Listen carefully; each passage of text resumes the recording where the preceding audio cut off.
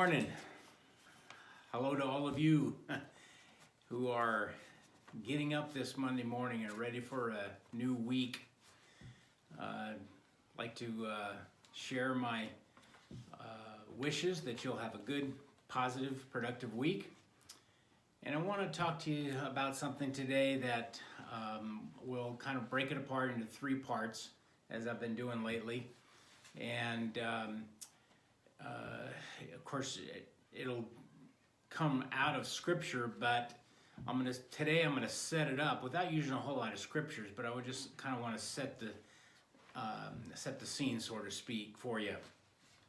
You know, you talk to people about life, or you hear different things as you live your lives about what's the most important thing, you know, and you hear things like, well, you know, family, yeah, that's important. Your health, well, sure, your health is definitely important. How about things that are perhaps not quite that tangible? And you might hear things like, you know, well, you know, you got to have a reason to get up in the morning. Yeah, I definitely agree with that. Well, I want to talk to you about four things that I find are kind of universal amongst people, and that will then in the next two devotionals we'll discover how to really get these things right out of Scripture. Okay, all right. So four things that people seem to want out of life. Number one, I think that everybody wants to be smart. You want to be in the know. You know, it doesn't feel good to not know about things, to not be smart enough to figure things out.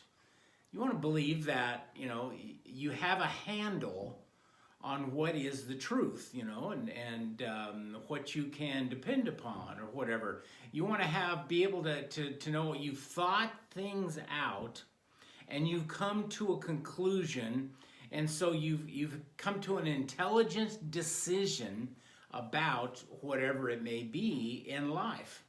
And you know, those big questions that everybody thinks about at one point or another, whether they actually vocalize them or not, I've got to believe that everybody has thought about them. You know, the things like, okay, what is life for? Why am I here? What am I supposed to do with this life that I've been given? I didn't ask to be born, but here I am, right? And young people love to throw that in the face of I didn't ask to be born. Well, guess what? You are. You're here.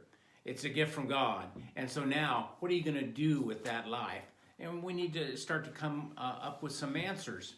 So how do people strive to fulfill this first thing? How do people try to get smart? Well, of course, you know, you can go to school, you know, even before that, preschool, you know, and your parents, as they're rearing you, you know, they start to develop your ability to gain knowledge, to know things, to become intelligent about things. And then, of course, you go to school and you learn more and more.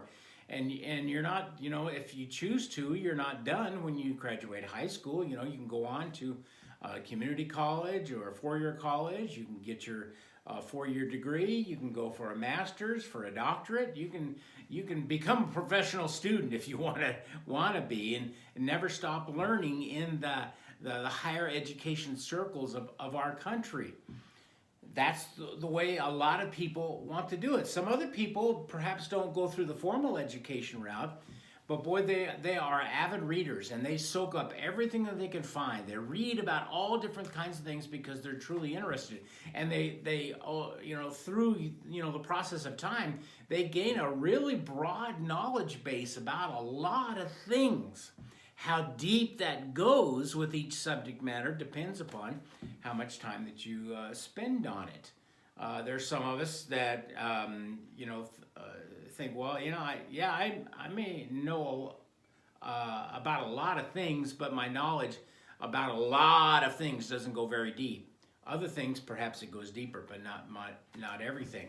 So, you know, avid reader, you know, secondary education, getting people around you that have knowledge that you don't have, and gleaning off of them to become smart or smarter. Different ways of doing it. Okay, Second thing, accepted. I can't believe that there's anybody that has ever lived on this planet that did not want to be accepted. You want to have some sort of family. And family defined as people who accept you as you are. This drives people.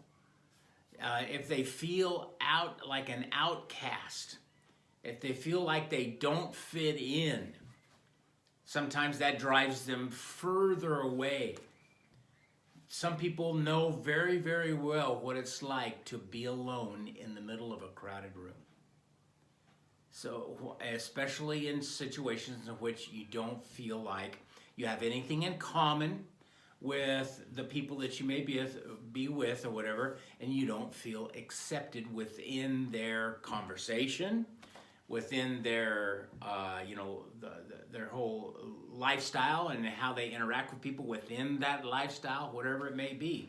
And so this drives people to a great extent to be accepted in life. Okay, so number one, be smart. People want to be smart.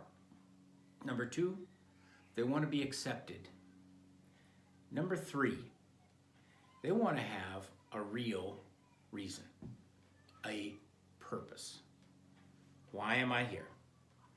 Why should I even care about getting out of bed in the morning? They want to have purpose in life.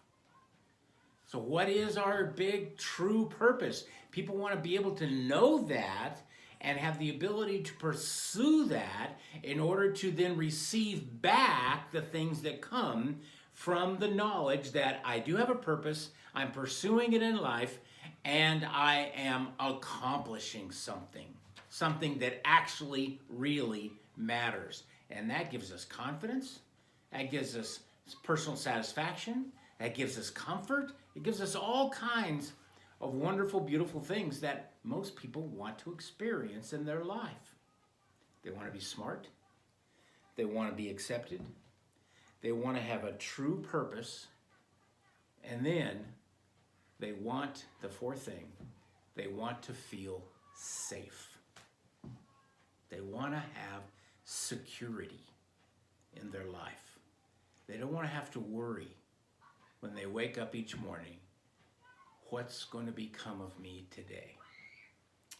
I feel relatively safe when I get up every morning. I don't have a big high fear that something terrible is going to happen to me. I know the possibility exists. It exists for anybody.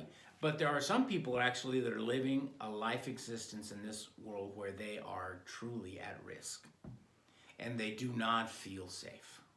And those of us that probably do have a relatively safe, secure life, there are things that can come into our life that makes us feel insecure.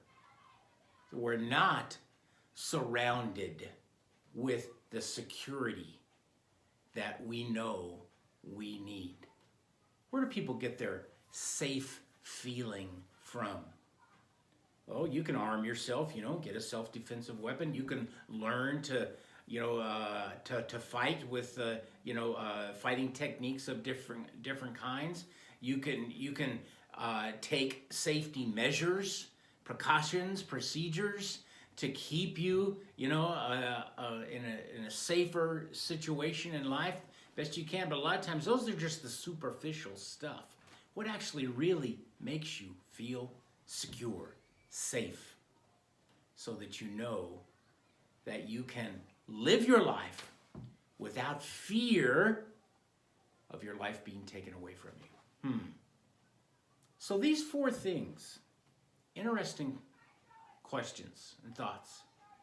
So next time, we're going to start to dive into Scripture and find out how we can really be smart. We can really know we are accepted. We can absolutely know we have a purpose. And we can always, no matter what the circumstance, feel safe, secure in our lives. So, tune in Wednesday and we'll begin to dig it out of Scripture. Thanks for watching. We'll see you next time.